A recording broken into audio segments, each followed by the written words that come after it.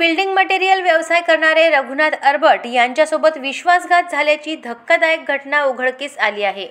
गेल्या 10 ते 15 वर्षांपासून बिल्डिंग मटेरियल सप्लाय व्यवसायात कार्यरत असलेल्या अरबट यांच्या विश्वासाचा गैरफायदा घेत त्यांच्या मावस भावाने तब्बल 32 लाख रुपयांचा गंडा घातल्याची माहिती समोर आली आहे। मिळालेल्या माहितीनुसार रघुनाथ अरबट यांच्या व्यवसायात त्यांचा मावस भाऊ सागर कान्हेरकर कामाला होता। त्याचबरोबर सागरची पत्नी तेजस्विनी कान्हेरकर हिनेही गेल्या 4 ते 5 वर्षांपासून अरबट यांच्या विश्वासात राहून काम केले होते।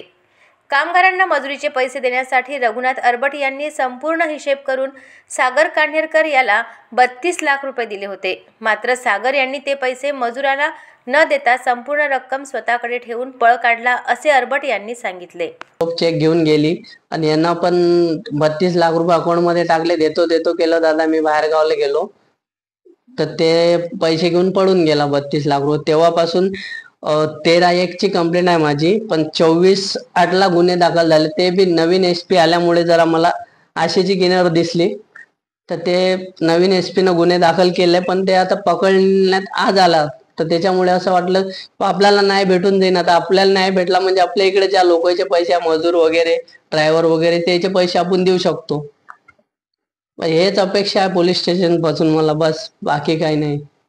घटनेनंतर रघुनाथ अरबट यांनी अकोला सिव्हिल लाईन पोलीस ठाण्यात सागर आणि त्याची पत्नी तेजस्विनी यांच्या विरोधात तक्रार दाखल केली होती। तब्बल 6 ते 8 महिन्यांच्या तपासानंतर पोलिसांनी आरोपी सागर कान्हेरकर याला अटक केली आहे। या प्रकरणी अजिंक्य भारत न्यूजशी बोलताना रघुनाथ अरबट यांनी सांगितले।